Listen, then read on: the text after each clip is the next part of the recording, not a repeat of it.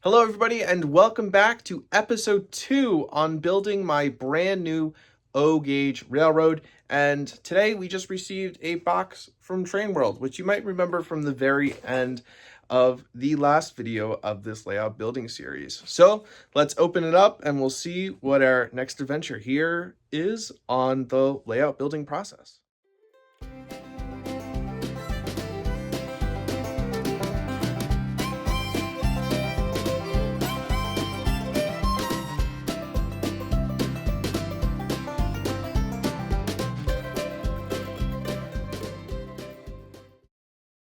Make sure to use code RJTRAINS at trains.com for $10 off any order $50 or more. So after getting the box open, we have another box. And I'm really excited for this because it's the first time I'm ever going to try this. But we've got some Woodland Scenics foam road bed for my track, as well as some Atlas track screws, which I forgot to purchase the last time I bought all the track. So let's open this box up and try figuring it out. All right, well, as much as I want to just go to town and start putting down roadbed and gluing it down, I need to be smarter here and realize that there are other things that need to be done before I can start gluing down roadbed. And the first thing that needs to get done is I have a bunch of these cracks where the pieces of pink foam meet each other.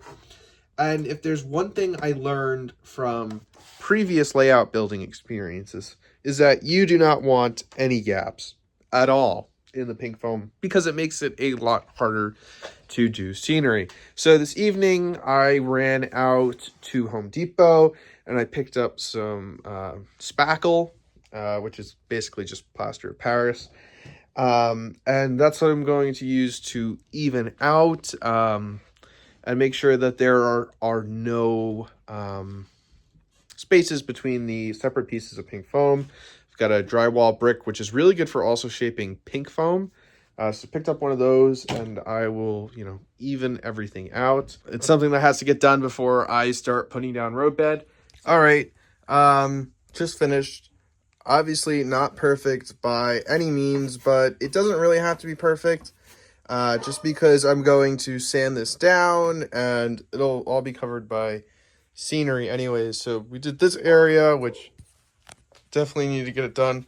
And then I have this gap here, which was huge. It was probably about 1/4 of an inch between the two pieces. I also patched up a couple holes over here in the old piece of pink foam.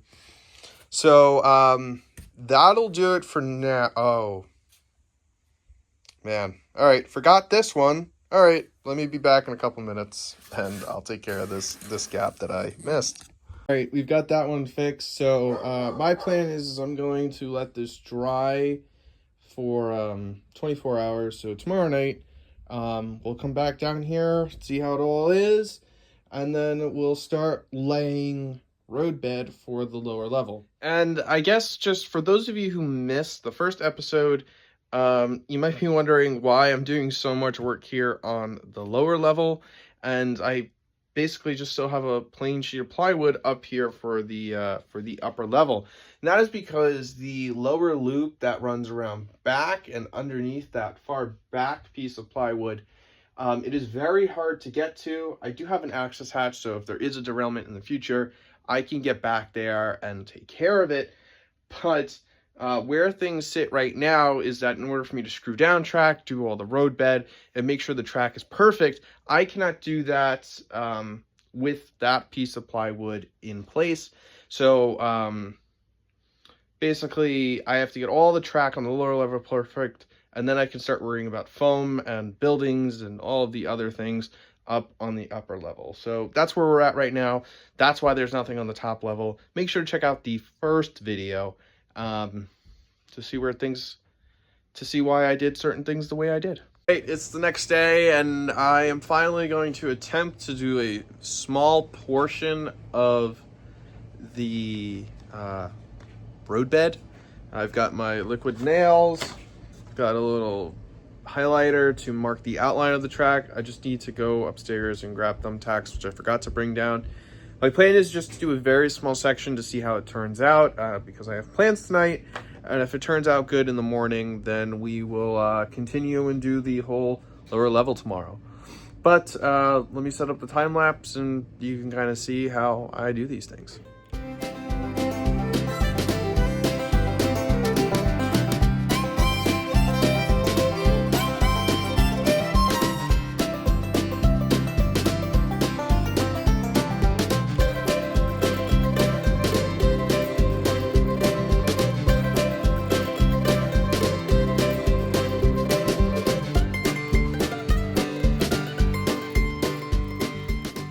Good morning or good afternoon. I don't really know what it is at this point, but I have been doing some work off camera this morning simply because my test yesterday with the roadbed went okay.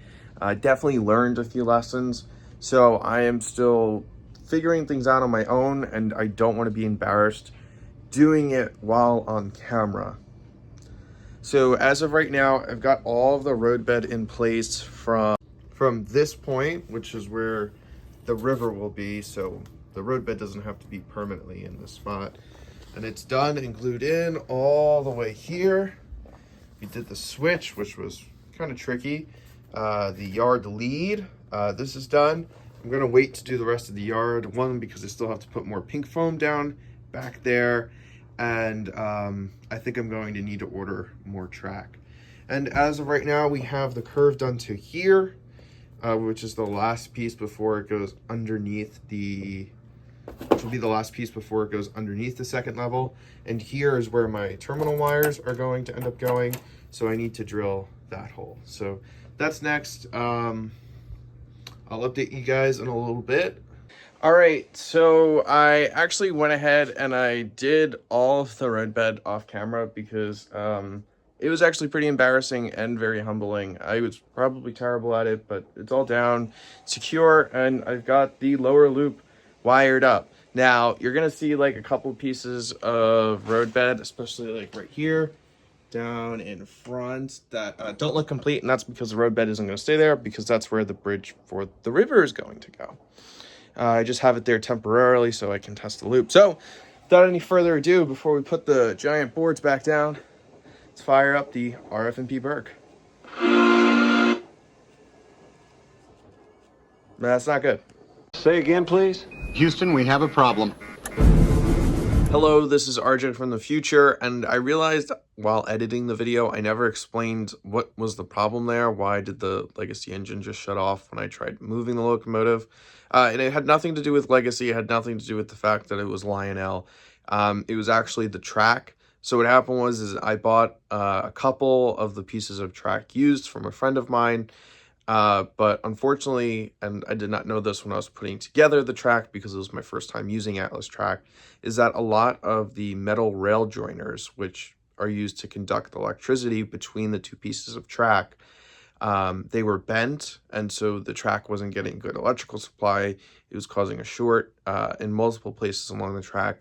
So it took about 30 minutes of finding all of those bad rail joiners, replacing them with some spares I had on hand, and now you'll see the finished results.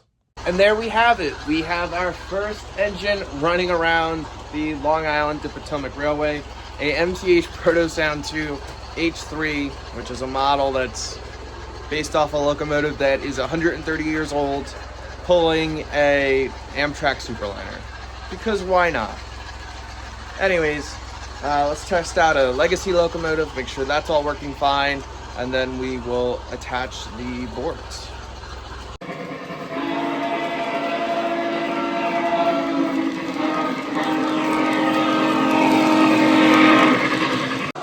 And just like that, we have the bottom loop of the layout all complete.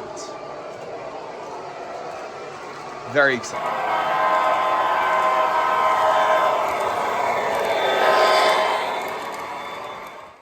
Special assistant to the project Maple is helping us out this morning. Look at the puppy. Anyways, so I brought in the last piece of pink foam that I had bought a couple weeks. Oh, really? You're telling them what you're doing? Anyways, so the plan is to get this pink foam up on the bare plywood here on the center. Probably gonna have to go get another one, but Maple keeps ruining my shot. Yeah, you tell him. So that's the plan today. And here we have it. The second level is starting to take shape. I know it looks pretty rickety right now, but don't worry, I'm going to shore it up. I just wanted to get this cut so I could get a rough approximation of how it would look and feel. I mean, I was even able to test it with my Legacy Burke, which is probably my heaviest locomotive. And it holds the weight just fine. I mean, even if you push it here, it's still all nice and level. So yeah, I mean, it'll do that. I only have the supports up halfway, so I can't push it all the way around. But long story short, I have to go to Home Depot and get one more sheet of the pink insulation foam. I'm also waiting on a shipment from Scenic Express, which will help with the planning. But unfortunately, it's been delayed a few days. It got lost by USPS for a couple days, so shocking. So I think we are actually going to end it here. So as of the day I'm recording this, it is July 14th, and next week and next weekend is Trainapalooza out in Detroit, so I know I won't be working on the layout. So this will probably sit idle for the next week or two. So jump cut to future RJ working on the layout again. When? I don't know. I am back wearing a very similar shirt, but today is July 26th, so it has been 12 days since the last time I updated you guys on the layout, and I can tell you pretty much absolutely nothing has changed here on the layout, other than the fact I did get a package from Scenery Express, so I've just got some tunnel portals and walls just kind of sitting in place for the time being, just so I can kind of see how it all looks and feels. But the goal is for today and tomorrow is to have the upper level completely wired up and running, because I want to make a video on this right here. But you're going to have to wait to see more of that in the next video. But so yeah, that's the plan. We're finally going to get this second loop up and running. We're going to have the track all with the road bed all wired up, and I really want to get 2 loops of trains running on this layout, all of the track work complete, so this way we can move on to more of the fun scenery steps. So let's continue. So in that intro session, I mentioned these rock walls that I got from Scenic Express. I really like them. They are very fidgety. They don't fit together perfectly despite being advertised as interlocking. But once I weather these and trim them up a little bit more, they'll look good. And, you know, from track level here, that looks pretty cool in my opinion. So, the first thing that I really should do is I need to get the piece of pink foam to go on the back piece of plywood there. Then I'm also going to have to trim back this piece of plywood so the tunnel portal is centered over the rails.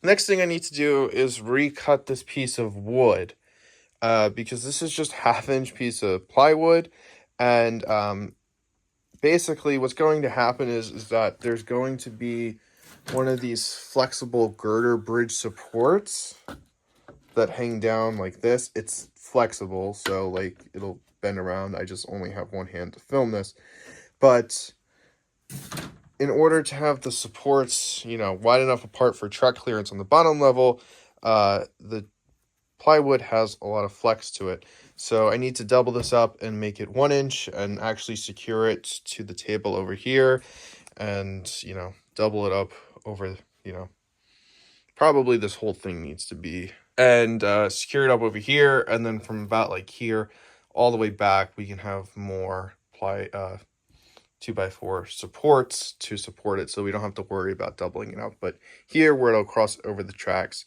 it needs to be stronger and more secured. And because I learned my lesson over here, on this side, this bridge support will all be 1-inch plywood, as well as in the back there. Because just like the other side, this here will also just be one giant bridge. So yeah, that's what we need to do to get the upper level done. See if I'm actually able to figure it out. So I changed it up a little bit. So now we have 2 pieces of 1/2-inch plywood here. We changed up the support. So the second piece of 2-inch plywood, 1/2-inch plywood, connects to the table, which I should have done originally. We have a new 2x4 support right underneath that, as well as a 2x4 that I split down the middle. So it's 1x2 or 2x2. Anyways, so that's here supporting the 2 of them. We have another 2x4 I split down the middle. So it needs to be narrow here for track clearances. And then a 2x4 here. And then I still need to finish that, which I can't do until I get that other piece of foam. So we're waiting on that. But the Berkshire is my heaviest engine. I don't know about you guys, but that looks pretty dang level to me. We'll try it out with the level and see where it's at. And that's not too bad. Let's try it with the locomotive on top of the bridge. All right, back to the drawing board. All right, well, I've done some re-engineering, so we have a new support on this side. And so one of the problems I realized I was having is that this support was on the foam and I didn't have any foam underneath it. So the foam had a lot of give anytime, any weight. So I put off 2x4 because it's 2 inches of pink foam. And it is a lot more structurally sound. As you can see, we've got the RF&P Burke and 20 pounds of weight. And now it gives less than 1/8 of an inch. I would say it's probably closer to 1/16 of an inch, which I consider a success. So, going to pause on this portion, and next we are going to tackle the other side. So shockingly, because it's such a shorter distance, I had a lot easier time with this one. And I'm really happy about the way it turned out. And it took me about 5 minutes to do that one. And I am probably on hour 2 on figuring this out. But I think once I get the pink foam back there, it'll be a lot easier. And I can't really do anything else on that side until we get the pink foam in place. So the only thing I'm going to do right now is I just want to attach this just like so you all can see like how it'll look when it's all complete. So let me go find like a rubber band or something. So I've got the bridge girder just on temporarily with rubber bands, like really nothing fancy, but this is going to look awesome. I'm super excited. Of course, how to get Beano under the Harper's Ferry tunnel. But yeah, this way you'll be looking down here and you'll have the river underneath, sloping wall. Oh yeah, this is going to look awesome. Sorry, it's such a mess right now, but that's what it looks like when a layout is under construction. I guess let me do this bridge girder thing on the other side so you can also see what that'll look like. And so here is the other bridge and how that'll look with the other girder, with one of the super liners under it for a height clearance test. So I did a thing last night. I apologize for not filming it because I really just wanted to get all of the work done, but we now have a full, complete loop around the upper level.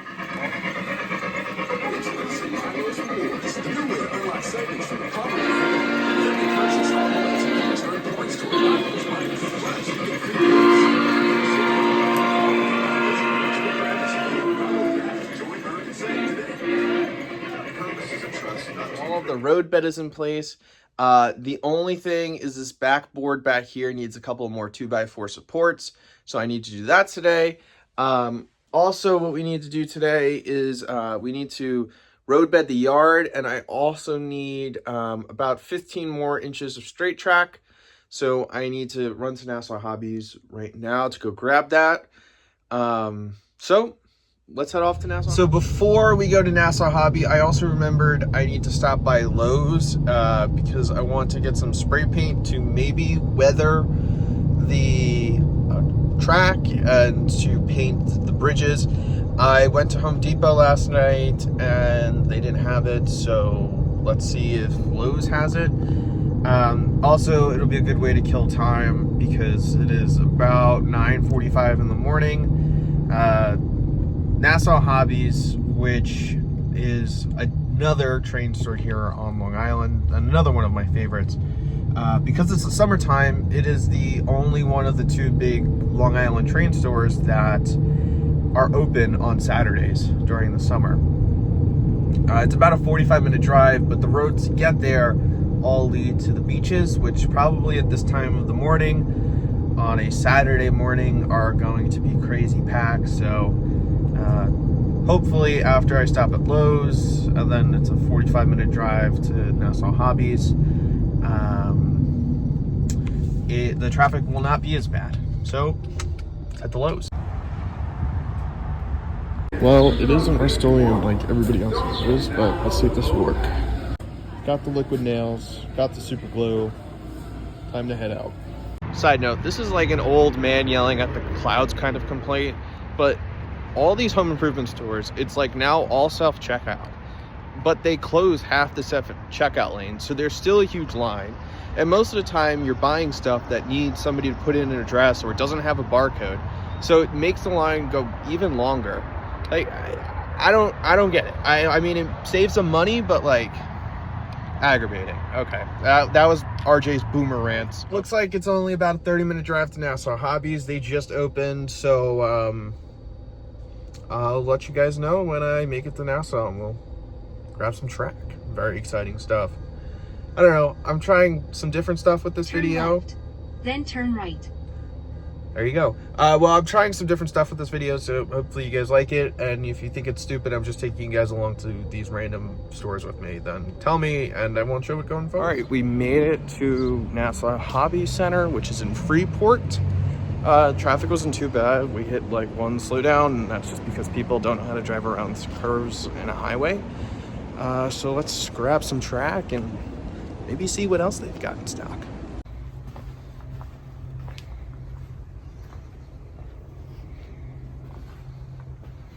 All of the custom runs.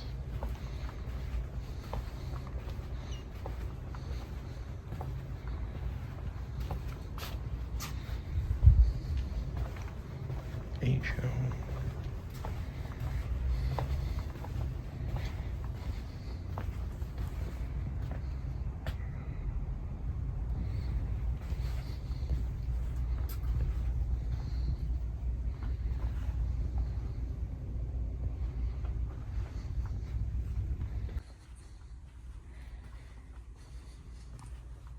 So buffer car, those are hashtag rare.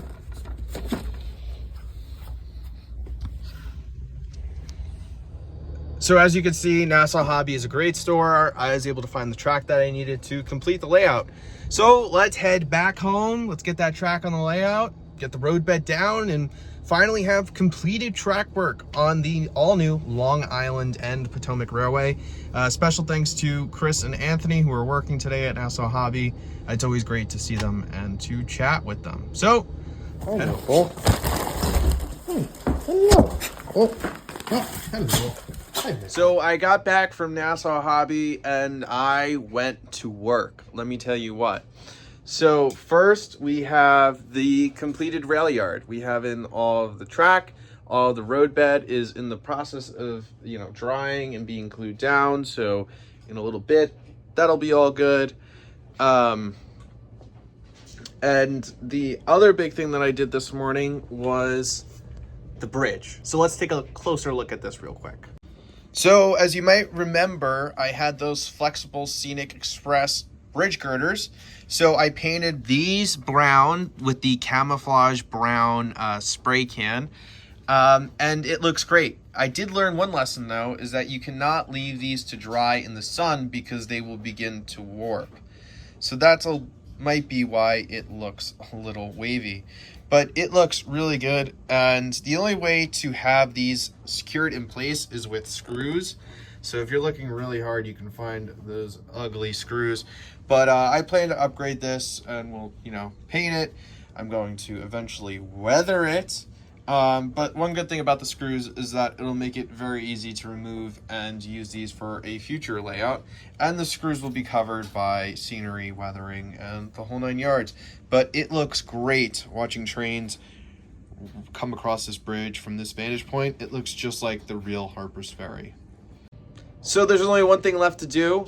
Let's watch some trains run around this all-new Long Island and Potomac Railway.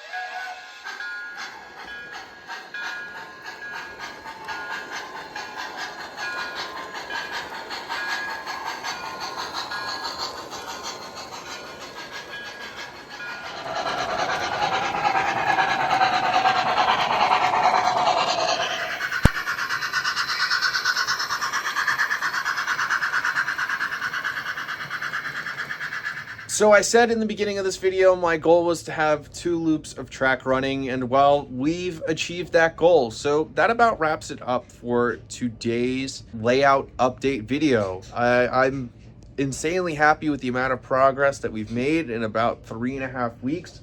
We went from the old layout, complete teardown, and we've got all of the track all wired up and all working properly. So I am very excited. Make sure to stay tuned for a video on our new friend, Stepney, as well as future layout update videos. Thank you everybody for watching. It truly means a lot.